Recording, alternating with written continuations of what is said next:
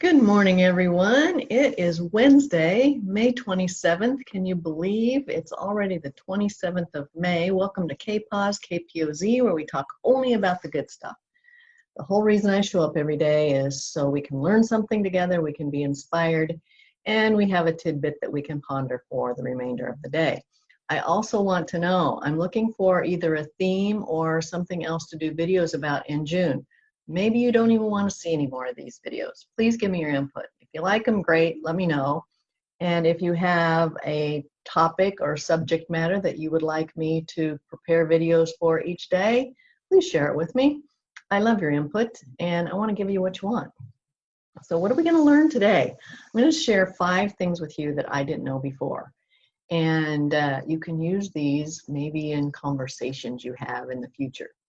There is a fruit in South America, it's called black sapote. And the meat of the fruit, in the center of it, it's like a little nut. And then the meat around the fruit, once it's ripe, has the consistency and taste like chocolate pudding.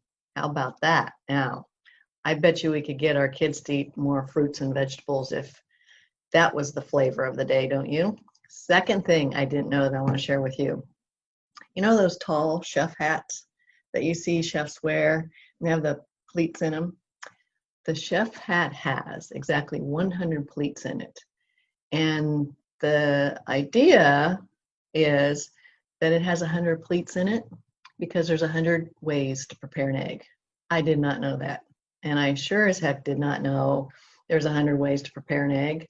I think I know maybe of 3, but I'm not much of a chef, so. Anyway, I thought that was interesting. 100 pleats in the chef hat. Ask them next time you're at a restaurant. Ask the chef and see if they know. Third thing is high heels. You guys, you started wearing them first before we gals did. The high heels started really back in the Persian army or the Persian cavalry, where the riders of horses, it was easier for them to keep their feet in the stirrups. So they wore boots or shoes with 1-inch heels on them. And also it was kind of a sign of the upper class or a sign of wealth, because people who wore heels probably most likely had horses. And if you had horses, it was a sign that you were wealthy. Then the third thing that I learned is most of the wasabi that you eat when you go to Japanese restaurants is not truly wasabi. It doesn't come from this wasabi root. It is white horseradish with ground mustard and green dye.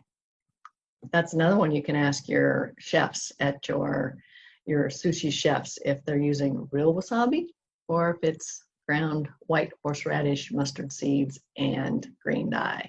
And then finally, Queen Elizabeth is a trained mechanic. Did you guys know that?